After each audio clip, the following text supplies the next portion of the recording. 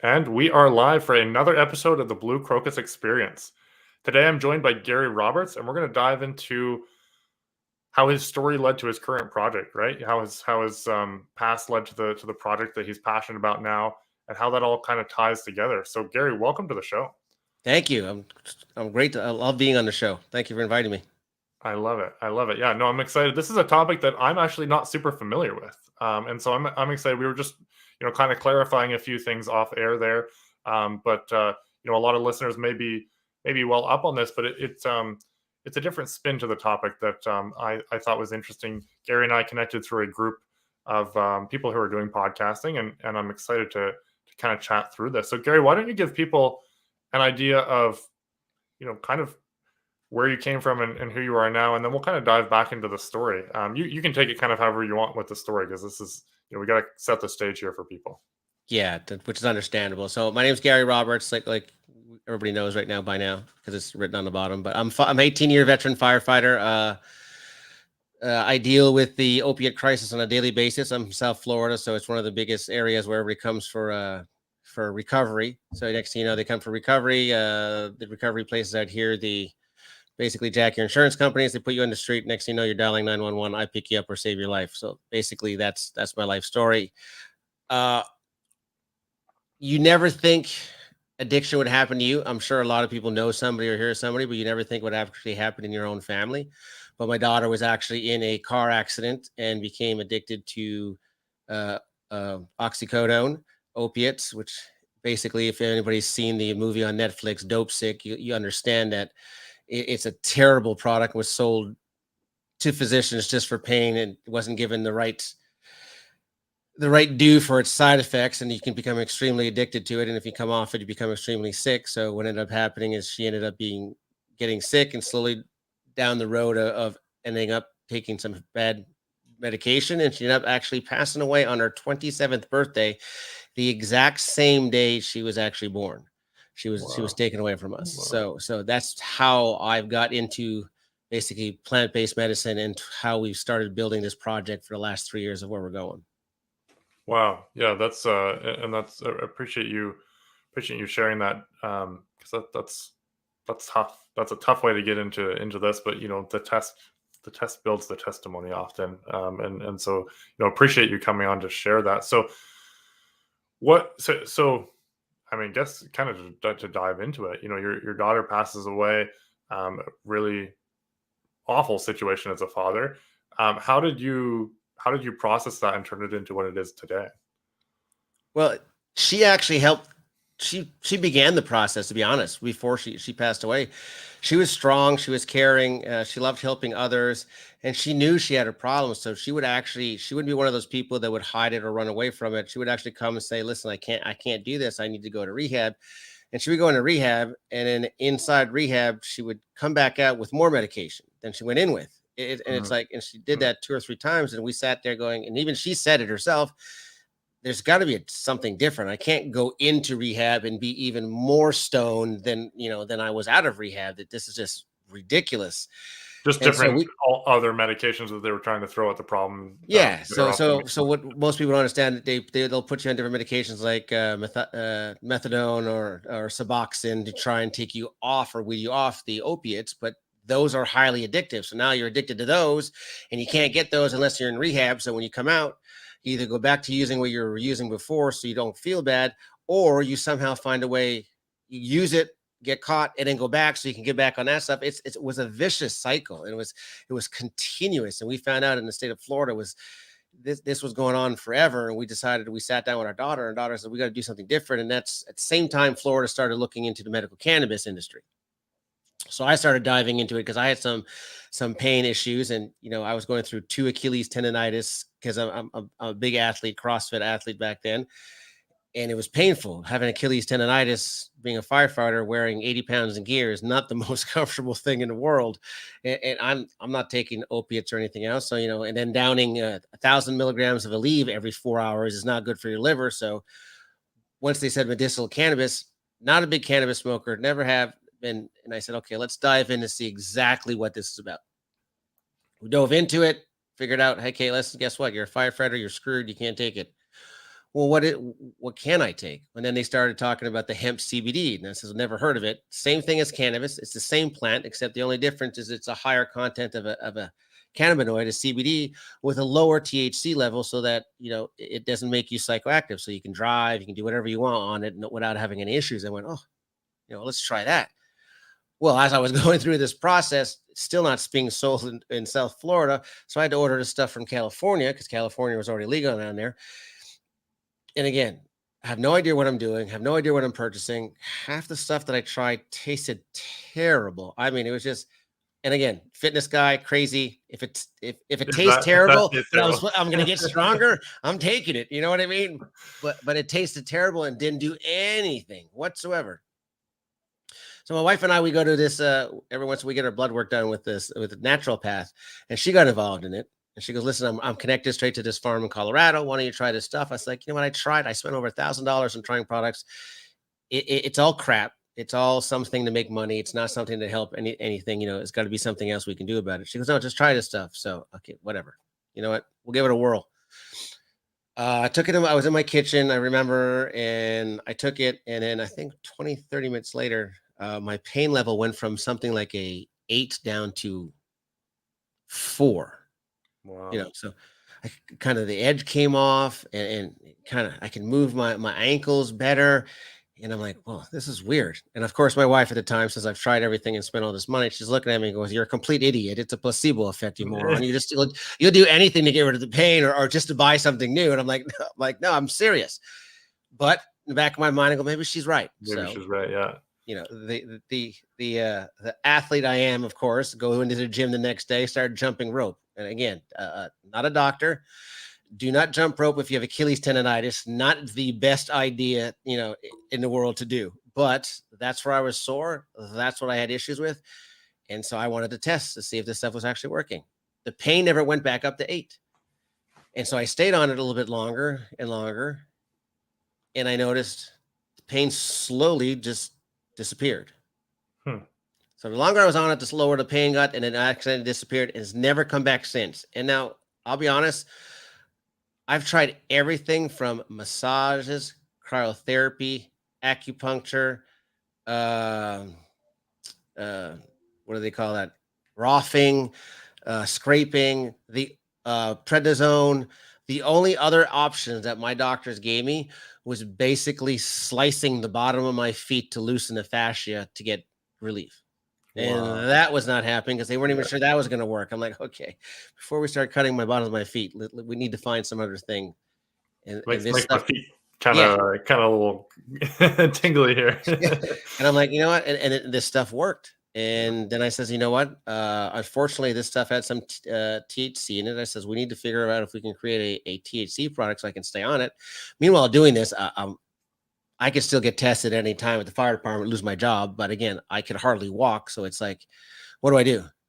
I mean, within 2 months, I'm going to have to get my feet sliced. So it's like, I think I could talk my way out or explain this somehow, so I took the chance, but secretly didn't tell anybody, nobody at the fire department, anything else. And then we just created our own company called Pure Body Zen that started creating THC products that were triple tested that we could actually provide first responders. And then I said, let's see if this stuff stays working. Remember, I had a little bit of THC in it. Now I'm going to THC free, and the pain never came back. It stayed with it. So you created a THC free one so that you could still use it for first responders. Correct. And passive drug tests. Yeah. So that's how we got. And while all that was going on, that's when we finally got our own product. That's when my daughter passed away. Wow. So that started down that road, and I says, you know what? We're not going to stop. We created a nonprofit called Promises Recovery Centers because our goal was to change the way recovery centers were built in South Florida and actually use plant-based medicine like cannabis and CBD to actually help patients get off their pain meds. It helped with nausea. It helped with sleep. I mean, sleep tremendously. I mean, you sleep like a baby. And being a firefighter, you don't get good sleep, but you would sleep like a baby. And it wouldn't be one of those groggy sleeps. If I don't know if you ever taken melatonin or anything. Yeah, if you take I haven't, but I've heard how it makes you feel. Yeah. yeah, if you take too much melatonin, you get up and you're groggy. It's like you can't move and you're sluggish. This stuff, I mean, you would take it. The same thing if we take it to the firehouse. As soon as we get a call, bang, you'd be up. Mine would be working like no problem. Get back to the firehouse, you go right back to sleep. So for first responders, the way I was testing it, it was like a miracle medicine. It was like, geez, you can go back to sleep, still work, no grogginess, no pain. To get off pain meds. Let's keep this thing going. Let's keep this thing rolling. And then I started rolling it out to my a few of my close friends who had some problems, and I gave it to them. Within 3 months, I found out that my father passed away from opiates as well. He died in his sleep from another Wow. overdose. Wow. So it encouraged me even more to say, I've got to get this out even faster. I've got to do something. So I started giving it to more firefighters. And next thing you know, a firefighter calls me up and says, "Hey, can I talk to you?" I'm like, "Sure." He goes, "What did you give me?" And I'm like, "Oh, damn, what happened? Did you get drug tested or did you fail?" I'm like freaking out. He goes, "No, no, no, no, no." It goes, "The pain's gone. The pain slowly went away, like you said." He goes, "But I've also been having these dark thoughts. I couldn't be around my kids. I couldn't stand the girl that I was with. I'm getting a divorce. But the more I was on this stuff, I was able to relax. I started enjoying more of my kids and started enjoying life. And I was able to, still getting a divorce, but it didn't seem as bad now because I see how I can move my life forward after the divorce. It really helped me mentally. And if you didn't know anything about firefighters, first responders, or veterans, we don't just come up to you and say, "Hey, dude, I wanted to punch my kids in the face," and we don't tell people that. We You got to just bottle that up and keep moving.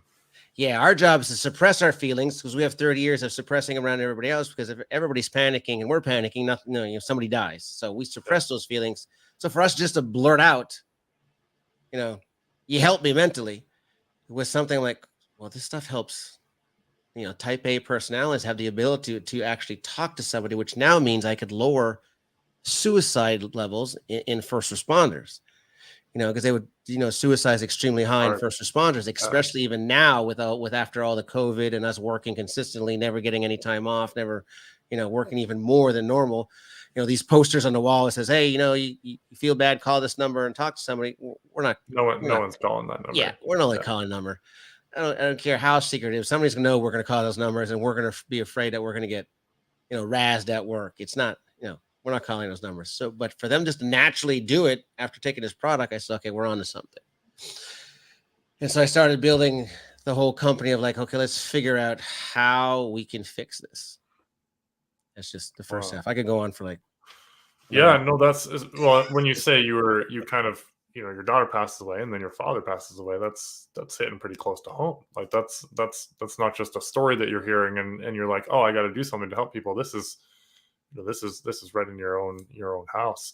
Wow. And so how many years ago was it that your daughter passed away? 3 years. 3 years. Okay. Yeah. So since then you've kept it building because what's sticking out to me is I have a deep-seated passion for the homeless community. One of the reasons that that keeps me fired up is one, to help our clients with what I do with marketing, but to help the homeless community, at least here locally, and start developing some things that can help people nationwide. And there's a strong correlation between opiates and homeless people. People who are struggling to feed addictions. And you mentioned, I don't know if anybody has, I don't know if you know anybody in your family that has addictions. Gary, I think everybody has addictions. I truly believe I've battled my own addictions, not through opiates or drugs or anything, but we're all avoiding something. We're all avoiding something, or we're all trying to fill a hole in some way or another at some point in our lives. And I think there's different consequences. So I love what you're doing with helping people, and I love how it kind of ties into just making the world a better place. So how has it progressed in the 3 years that because it sounds like there's obviously like, whoa, this is happening, I've got to go. Has that spurred you further faster? It spurred me more in depth to figure out what the main issues are with plant-based medicine. Why is it still federally legal recreational, some medicinal. Why is it so different? Why cannot somebody just figure out, let's get this in the hands of the people who need it and figure out why don't we do it? We understand that CW Pharma created a Epilox out of a isolate of CBD. So there is medical, they say there's no medicinal properties to the plant. Well, there is. They got a company just created out of one piece of the plant, created, Epilox to do seizures. So that's out the window. The plant does 85 different million things, and that's the problem. To go through an FDA trial process, you have to be able to replicate consistent studies. And the problem is that everybody in the past was thinking, okay, it's THC, CBD, THC, CBD. Well, it's not. It's actually THC, CBD, and the terpenes of the plant, depending on how the grower creates it. So that whole entourage effect can change something. So you can have a low THC plant, a mid-level THC plant, a mid-level CBD plant with some sort of different high properties and terpenes, which is basically the smell and the taste of the plant that create those effects. And you can still get benefits from pain relief. So it's hard to take a plant like that or take a product like that that's continuously changing and stick it in an FDA trial, because it's not going to happen. So there's zero studies that anybody can really do. And if you want to do these studies that go through FDA, you're talking $750 million, to try and get these studies done. So nobody's doing this. And I said, okay, we need to figure out how can we get this into the patient's hands. And we said, let's educate the patients. First of all, everybody at my age, 15 above remembers the old commercials going, this is your brain on drugs and the egg in the frying pan kind of thing. And that, marijuana is bad and so forth and so forth. All this stuff's terrible. So we still have that mentality. So we need to educate them that no, before all that happened, these medications were actually being used for several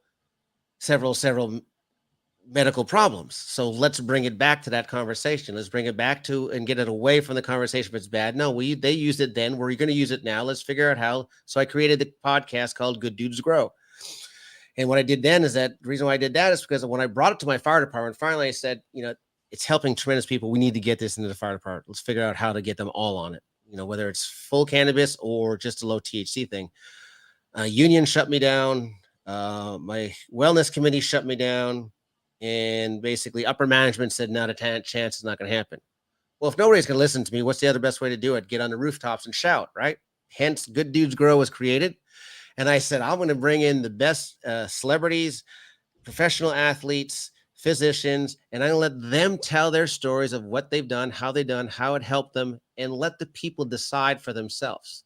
If somebody wants to come on my show and argue about it, please come on my show and argue about it. That's your opinion. I'd want to hear that. So that's what I did. And lo and behold, I couldn't find anybody that wanted to argue about it. It was, I invited everybody. I wanted an unbiased opinion. I want people just to tell me what you've seen happen. Nobody could tell me they saw overdoses. Nobody can tell me they saw drunk driving, driving under the influence. Nobody can tell me they saw a guy with, smoke a joint and then go do a high school shooting. None of this.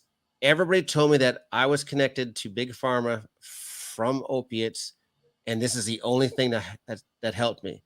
NFL players told me they had to stop playing because they weren't allowed. They had a choice between opiates or cannabis, and they went cannabis. Because NHL, Stanley Cup players, same thing, telling me, listen, they gave me a choice. I was getting headaches, migraines, couldn't see straight. All of a sudden, I went to cannabis. Everything changed. I says, I feel wonderful. I want to come back and play. They says, nope, you can't play on this stuff. You got to take the opiates instead. You know what? Have a nice day. My career's over. I retire. It just, that's a lot on the line. Yeah. But they took their health over their careers. So that's where the podcast started growing. And that's where I started making connections. And I started going down the path of, okay, mental health, this is getting bigger and bigger and bigger. And we can't do this in the United States because there's too much red tape. Let's be honest. It's going to cost a fortune. There's too much red tape. The government will never let you. I got to go through a DEA, 3 years of applications, millions of dollars. And I'm like, what? By the time as a firefighter, by the time I get this done, it's never going to happen. It's just, I'm going to get roadblock after roadblock. So what? Are you still full-time firefighter as well? Yes. Yes. That's a lot to be managing. Yeah. and try not to piss off upper management and everybody else going, listen, we got a drug dealer on the department. We need to cut this out, and worried about drug testing and all that. It was scary. Yeah. I'll tell you a quick story before I continue. I had a chief call me once. He goes, hey, listen, I need to talk to you. I'm like, okay. He goes, you need to come downtown. We need to talk to you about that CBD stuff. I'm like, oh, great. Here it goes. Here goes what I've been waiting for, the whole speech. And, he actually wanted to buy some.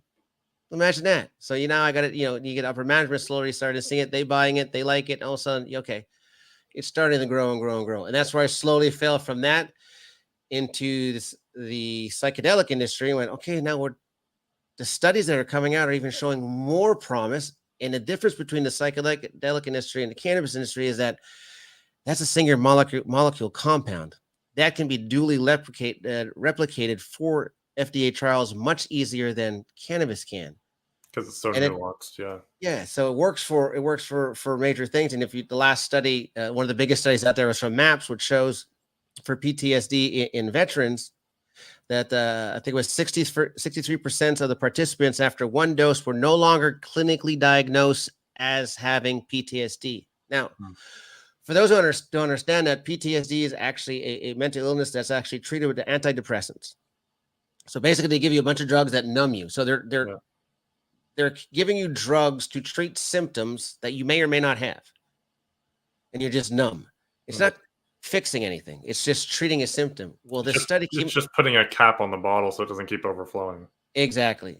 But the study came out and says you're actually cured from having it, which blew my mind. Like, now we're creating cures with these illegal substances that were illegal for so many years. I'm like, okay, we need to figure out how we can do this. And that's where we decided, let's find a place we can do this. And we created partnerships in United States, Canada, Australia, and UK. And the closest destination that we found that could actually be similar to our healthcare system was Costa Rica. So we're actually building a center for treatment education, physician education, and research, clinical research out in Costa Rica using cannabis and psychedelics. Wow, that's cool.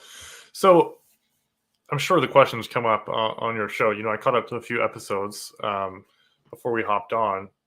But how much of this, there's a lot of money in opiates. There's a lot of money in opiates, and there's a lot of people who want to keep that money flowing.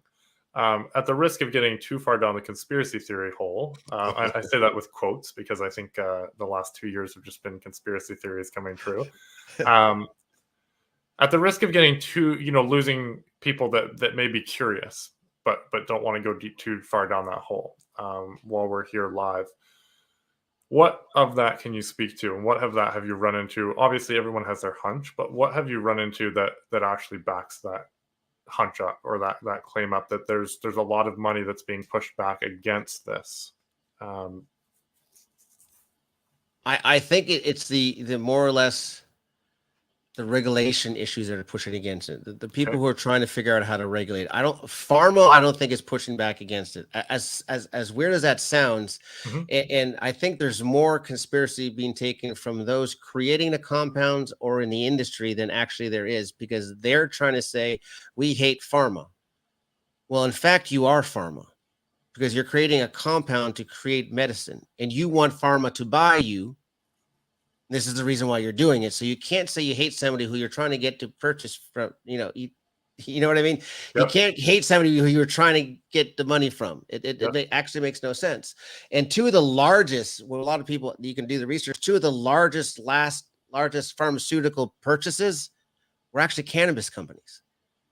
And they were only reason why they were purchased by pharmas because they had data showing what their products could do. Interesting. So pharma's watching. They're not hiding. They're not pushing against. They're watching. They're interested in getting into the industry, just like tobacco companies are interested in getting into the industry. They just don't. They're not going to throw their money just to anybody, just to try to get in. They're going to throw the people who actually spent the money to get the data to show what they have works, and then pharma will take over from there. Whether they do anything with it or stop it, that's still in the scene. We still see that later. But again, a lot of these medications aren't a one and done. There's still work to be done with them. There's none of even psychedelics, as well as they work, there's not, okay, take one and I'm cured. There's work to be done. And there's different outcomes for different people too. Like, would you say you mentioned the nuance of the hemp products and all the different things that they can do, and how the different strengths of different crops, right? Same with psychedelics, and each person kind of has a different experience with them too. Psychedelic is a different realm, which we're not really going too far into that here, but there's the CBD products. Each person has a slightly different thing. So, like, are you still taking it regularly, even though you're? Yes. Yeah.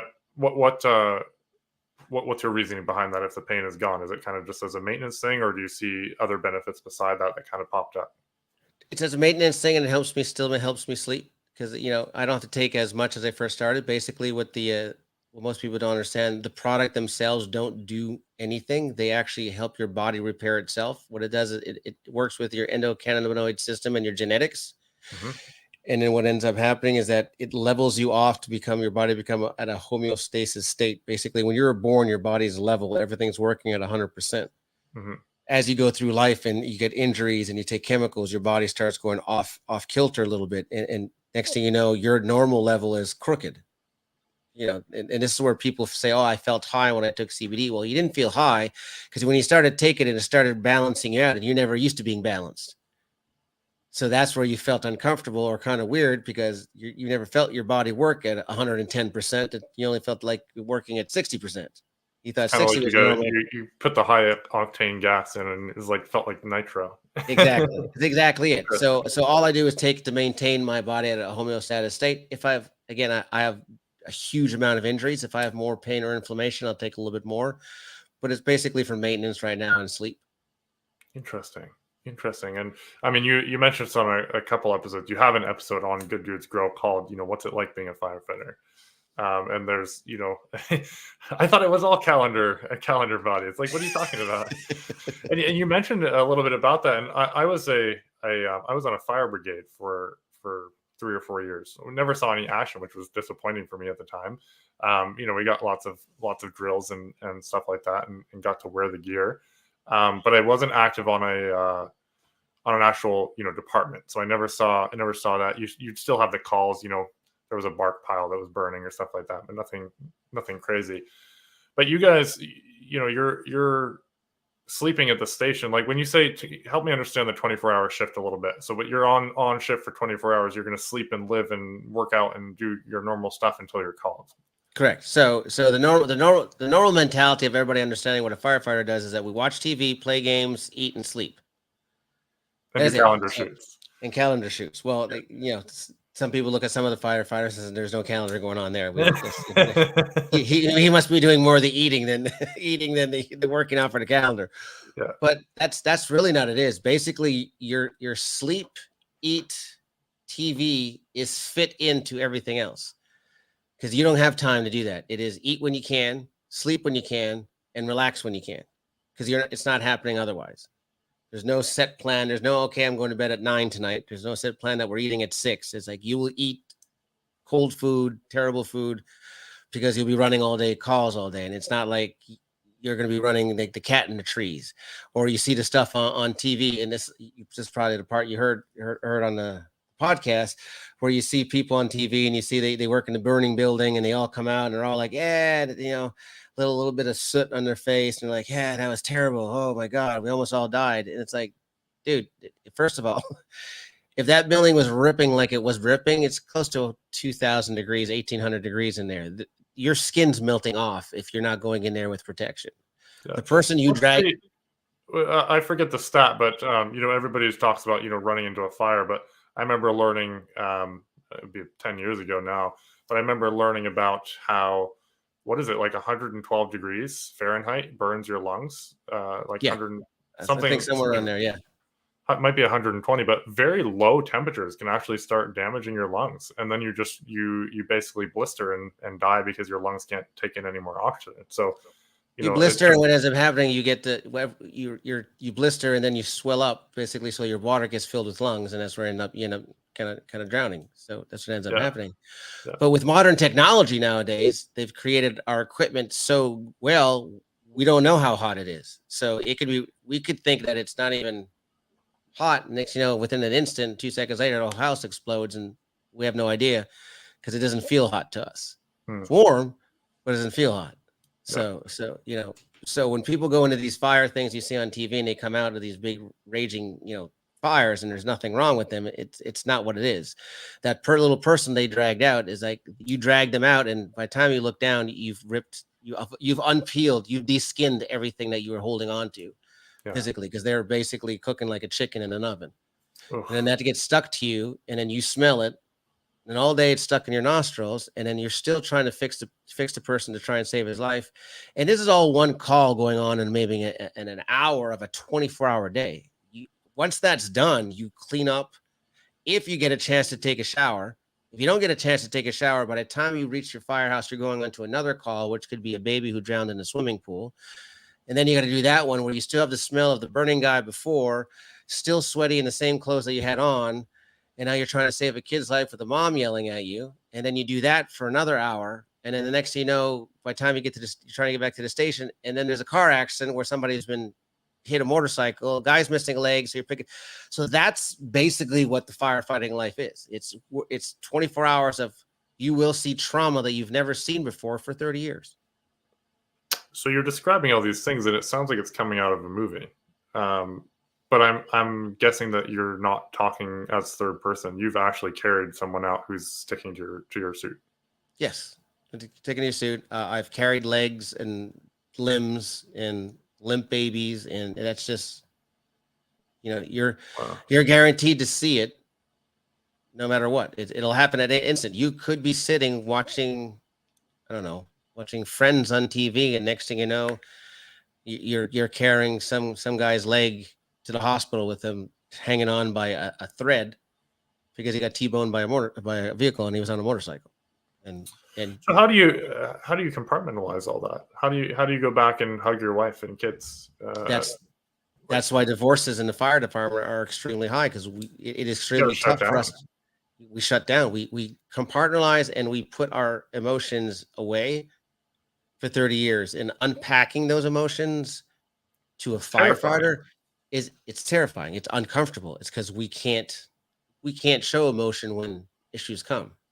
It's not like, we have a job to do. It's like being a mechanic. You bring a car and I'm going to fix your motor. I'm not going to go like you are, like, oh my God, how much is it going to cost? What's it going to do? No, I'm just going to fix your car. You come into me with your arm hanging, I'm just going to fix you and patch you up and bring you to the hospital, go back and have dinner.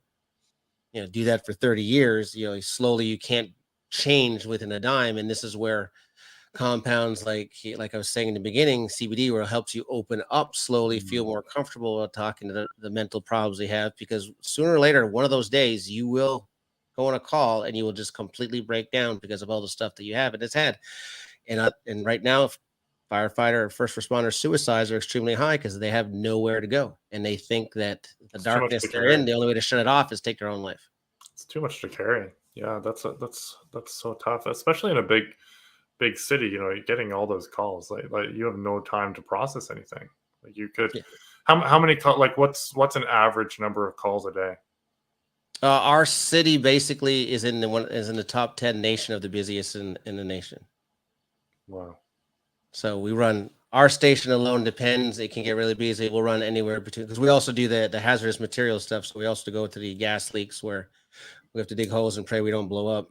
And so we'll run anywhere between 8 to 10 calls. And if everyone lasts about an hour, you're talking, that's 8 to 10 hours out of your day.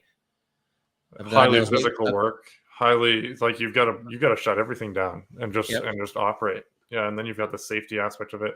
Have you seen people break down on the job? Not on the job, but I've had friends at my station that, you left one morning and the next morning they're not there, and found out that they ended up committing suicide. Oh, wow. You thought they were fine. Wow. So a lot of this project that I'm building is basically for the whole mental health issue as well. I believe a lot of things with cannabis and psychedelics are A lot of people are using them for studies or getting special designations so they can use them for people who are end of life at terminal to get stuff. I don't believe we should wait till the end of life to be access to this. Listen, first responders like us, we get stuff called life scans every year. We get blood work, stress tests, EKGs, chest X-rays, lung capacities, fitness tests to see that everything below our head works properly. Ultrasound the whole body, looking for cancers and lumps and everything else, because they're trying to lower healthcare costs and help firefighters with all that. But they're not thinking of anything from the neck up.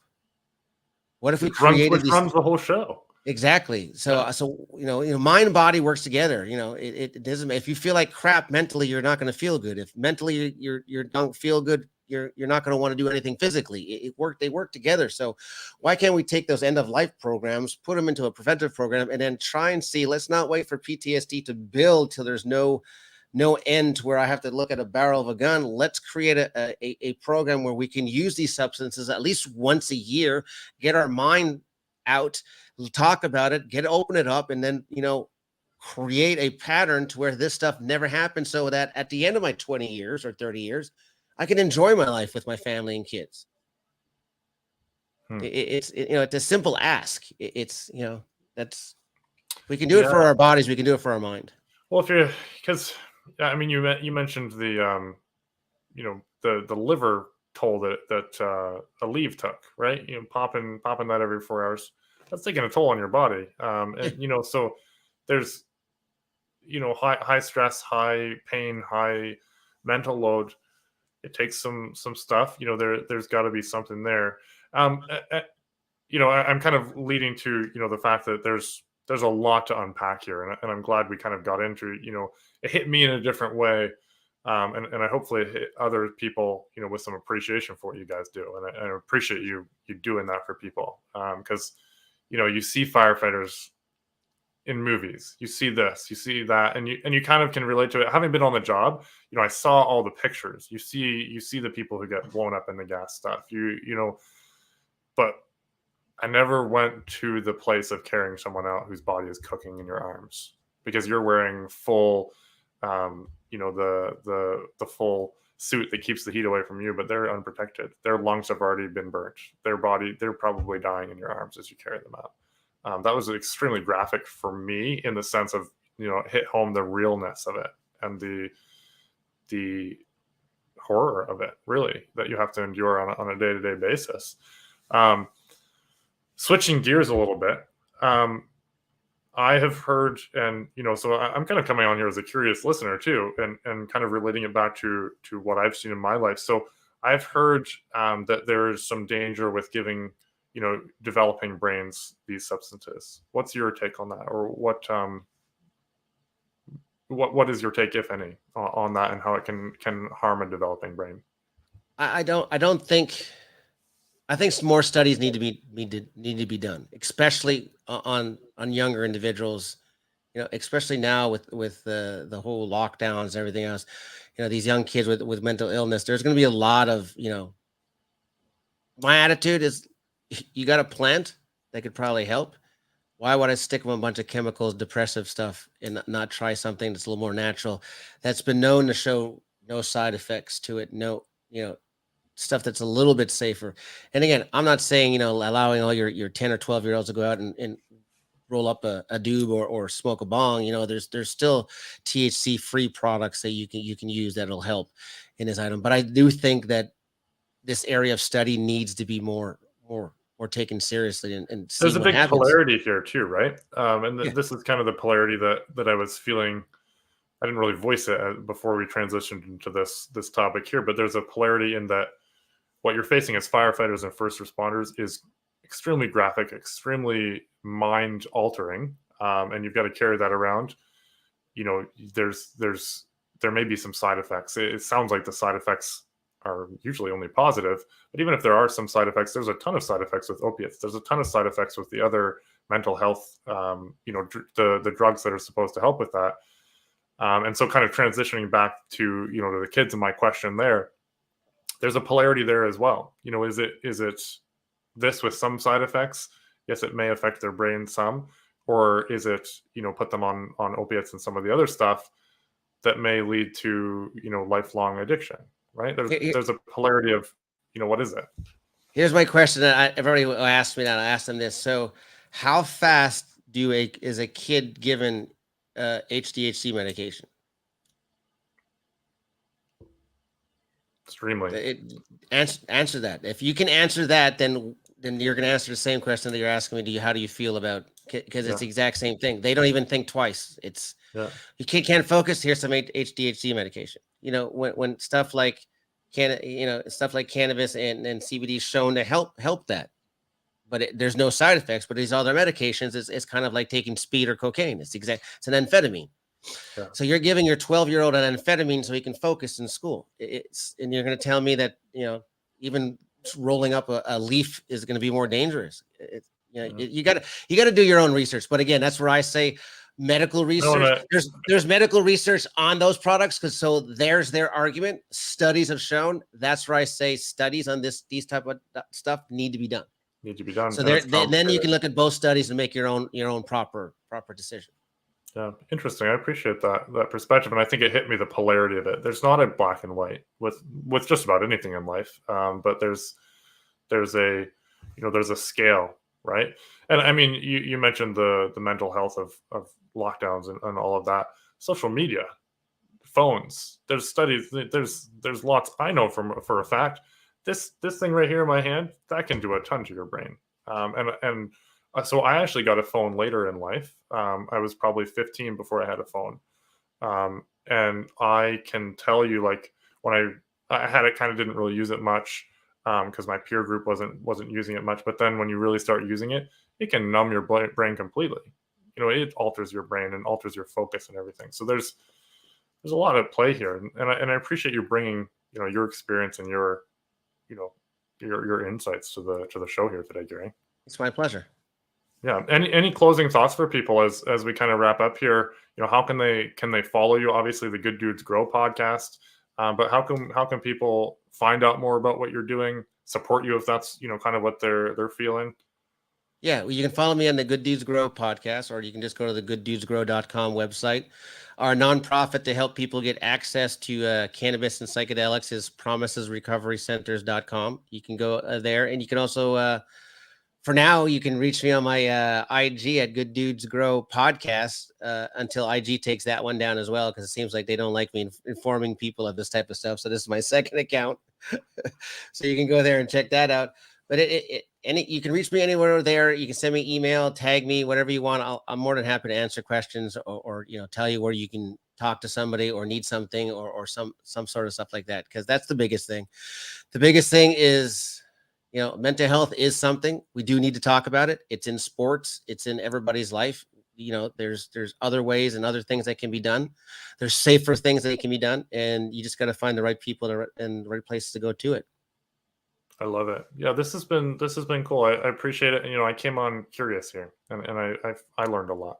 And one more thing I just want to add out there. If you're interested in looking at understanding how why the whole psychedelic revolution is coming, the new Netflix show Change Your Mind is a great insight to that. It's a great beginning to understanding why these medications are now being studied. Is that based on the book? I don't know if you know, but I know there's a book called Change Your Mind. Yeah, it's the same person. Michael Pollan is actually, he's the one that actually narrates the whole thing and goes through the thing. It's exactly the book, but it's a great insight of what happened in the past when they were being used, why they were canceled, and why there's so much promise for them. There's still a lot of questions again to be asked. There's still, like I said, when you take these medications, it's not a one-all and be done. There's a lot of work to be done, but progress is happening with more and more studies. And like I said, keep saying we need those studies. Yeah, interesting. Well, Gary, I appreciate it. I appreciate what you do on a day-to-day basis. And I appreciate you bringing it into focus a little bit. And if you know a firefighter or a first responder, guys, go thank them today. They're doing a tough job. It's shift work, which is tough in itself. It's putting your life and your health and your mind on the line every day. And I appreciate you doing that, Gary, and I appreciate everyone who's listening that does it as well. Thank you. Awesome. Well, Gary, this has been good. We'll stick around here. We'll end the show, but appreciate you coming on and looking forward to getting to know more of your journey as we kind of follow each other. Definitely, Louis. My pleasure, man. Awesome. All right. We'll see you guys next time.